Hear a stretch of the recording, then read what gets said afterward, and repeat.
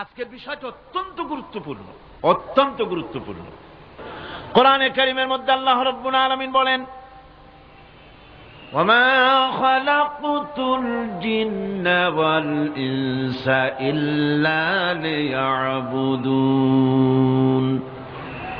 আমি মানুষ এবং জিনকে সৃষ্টি করেছি শুধুমাত্র আমার ইবাদতের জন্য, আমার গোলামির জন্য, আমার আনুগত্যের জন্য।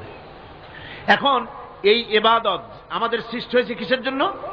জবাব দিতে হবে সকলকে, কি জন্য? ইবাদতের জন্য। আমি যে মাঝে মধ্যে প্রশ্ন করি তাতে কি আপনারা রাগ করেন নাকি? আমি আপনাদেরকে কষ্ট দেওয়ার জন্য প্রশ্ন করি না, এটি সুন্নতের একটি অংশ। রাসূল সাল্লাল্লাহু আলাইহি ওয়াসাল্লাম গুরুত্বপূর্ণ কথাগুলি সাহাবায়ে কিরামদেরকে 3 বার করে জিজ্ঞেস করতেন, যাতে করে কথাগুলি অন্তরের ভেতরে ঢুকে যায়, কলিজার ভিতরে ঢুকে যায়। আল্লাহ পাক আমাদের সৃষ্টি করেছেন ইবাদতের জন্য। কিসের জন্য? আমরা যেন তার গোলামি করি, সেই জন্য আল্লাহ পাক আমাদেরকে সৃষ্টি করেছেন, জিনদেরকেও সৃষ্টি করেছেন ইবাদতের জন্য। এই ইবাদত একটি ব্যাপক অর্থবোধক শব্দ।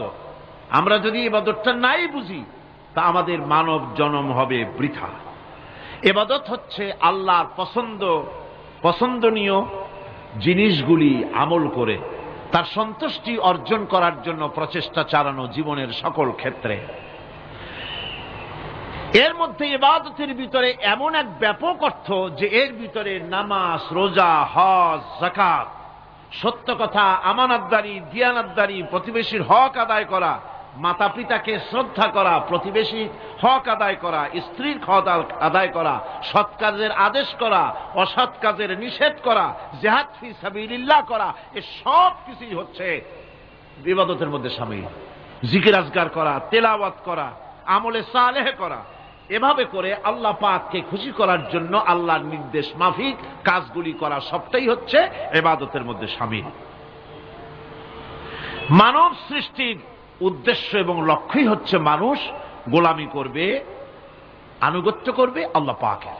এই জন্য যত নবী আল্লাহ পাক পৃথিবীতে পাঠিয়েছেন, সমস্ত নবী দাওয়াত দিয়েছেন তার উম্মতকে কি বলে? ইয়া قوم اعبدوا الله ما لكم من إله غيره।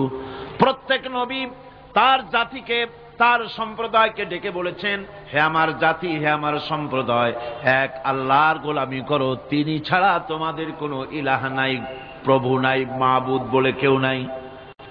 এভাবে করে কোরআনে কারীম একজন একজন করে নবীদের নাম উচ্চারণ করে আল্লাহ পাক শুনিয়ে দিলেন, শোনো, লাকাদ আরসালনা নূহান ইলা কওমিহি ফাকালা ইয়া কওমি ইবুদুল্লাহা মা লাকুম মিন ইলাহিন গায়রুহু। আল্লাহ পাক বলেন, আমি নূহ আলাইহিস সালামকে তার কওমের জন্য নবী করে পাঠালাম, আর নূহ আলাইহিস সালাম তার জাতিকে ডেকে বললেন, ও আমার জাতি, ও আমার সম্প্রদায়, এক আল্লাহর গোলামি করো, তিনি ছাড়া তোমাদের কোনো রব নাই, ইলাহ নাই, মাবুদ নাই। হুদ আলাইহিস সালাম সম্পর্কে আল্লাহ পাক বলছেন, ওয়াইলা আদিন আখাহুম হুদান ক্বালা ইয়া কওমি ইবুদুল্লাহা মা লাকুম মিন ইলাহিন গায়রুহু। হুদকে আমি সামুদ জাতির জন্য,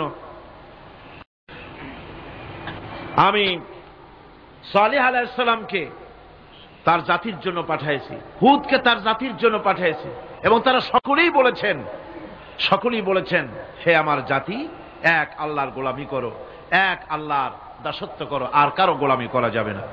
এভাবে করে শুআয়ব আলাইহিস সালাম সম্পর্কে আল্লাহ পাক বলেছেন, আমি মাদিয়ানবাসীদের জন্য তাকে পাঠিয়েছি এবং তাকে আমি বলেছি যে একমাত্র আল্লাহ পাকের গোলামি করো, জীবনের সকল ক্ষেত্রে তার আনুগত্য করো। আল্লাহ পাক এরপরে বলেন, শুধু নূহ, শুধু হুদ, শুধু সালেহ আর শুআয়ব নয়, শুধু মূসা আর ঈসা নয়, ওয়ালাকাদ বা'আসনা ফি কুল্লি উম্মাতির রাসূলা আন ইবুদুল্লাহা ওয়াজতানিবুত তাগুত।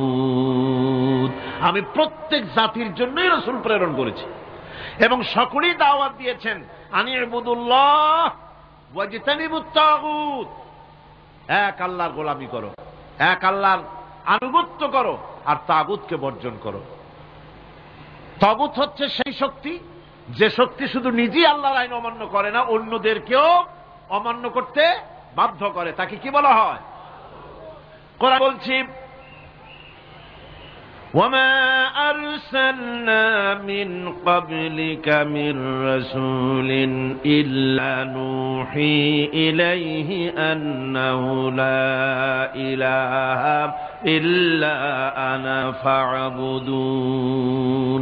আল্লাহ পাক বলছেন, হে নবী, তোমার পূর্বে এই পৃথিবীতে আমি যাদেরকে পাঠিয়েছি তাদের সকলের প্রতি আমি এই ওহী অবতীর্ণ করেছিলাম যে তারা তার জাতিকে বলবে লা ইলাহা ইল্লা, লা ইলাহা ইল্লা আনা, আমি ছাড়া কোনো ইলাহ নাই, অর্থাৎ আল্লাহ ছাড়া কোনো ইলাহ নাই। এই কথাটা নবীরা সকল জাতির কাছে তারা বলবে, এই বলে ওহী নাজিল করেছে, এবং তারা বলবে একমাত্র আল্লাহ পাকের গোলামি, তার আনুগত্য জীবনের সকল ক্ষেত্রে করতে হবে, তিনি ছাড়া কোনো ইলাহ নাই, এটাকে বিশ্বাস করতে হবে। মেরাজ উপলক্ষে আল্লাহ পাক রাসূল করিম সাল্লাল্লাহু আলাইহি ওয়াসাল্লামকে যে পেগাম দিয়েছিলেন, যে হাদিয়া দিয়েছিলেন, যে 14টি পেগাম ছিল, তার মধ্যে প্রথম পেগাম যেটা ছিল সে ছিল কি?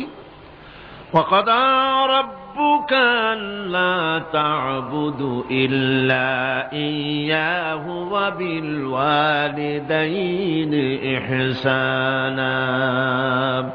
তোমার রবের পক্ষ থেকে এটা চূড়ান্ত রূপে ফয়সালা হয়ে গিয়েছে, চূড়ান্ত ফয়সালা হয়ে গিয়েছে যে দাসত্ব, গোলামি, আনুগত্য করতে হবে কেবলমাত্র আল্লাহ সুবহানাহু ওয়া তাআলা। আল্লাহ পাকের গোলামি ছাড়া কারো গোলামি করা যাবে না। এখন এই গোলামিটা কি জিনিস, আসুন আমরা ব্যাখ্যা করে আলোচনা করে বুঝতে চেষ্টা করি গোলামিটা কি। এটি হচ্ছে, এটা মানুষের একটা স্বভাবজাত প্রবৃত্তি। মানুষের সামনে মানুষ কারো না কারো আনুগত্য করতে চায়, এটা তার রুহের মধ্যে, তার রক্তের মধ্যে, তার দেহের মধ্যে এটা মিশ্রিত রয়েছে। যেমন মানুষ ক্ষুধা লাগলে ক্ষুধা নিবৃত্ত করার জন্য আহারের আশ্রয় গ্রহণ করে, ঠান্ডা লাগলে শীত বস্ত্রের আশ্রয় নেয়, ক্ষুধা লাগলে খাদ্যের আশ্রয় নেয়, গরম লাগলে বৃষ্টি হলে ঘরের মধ্যে আশ্রয় নেয়, মনের ভাষা ব্যক্ত করার জন্যে, মনের কথা ভাবের আদান প্রদান করার জন্য ভাষার আশ্রয় গ্রহণ করে। ঠিক এগুলি যেমন তার সহজাত প্রবৃত্তি, ঠিক অনুরূপ ভাবে উপাসনার প্রেরণা তার মধ্যে, স্বাভাবিকভাবেই উপাসনার প্রেরণা তার মধ্যে ঢুকিয়ে দেওয়া রয়েছে। কারো না কারো সামনে তার মাথা নত করা, এটি একটি স্বাভাবিক প্রেরণা। ইবাদতের ধারণা প্রকৃতপক্ষে এটি একটি ব্যাপক ধারণা। এর প্রথমে এটাকে দুই ভাগে ভাগ করা যায়, একটা হচ্ছে বন্দিগি এবং আনুগত্য, আর একটা হচ্ছে পূজা বা অর্চনা। বন্দিগি এবং আনুগত্যের ব্যাপারটা হচ্ছে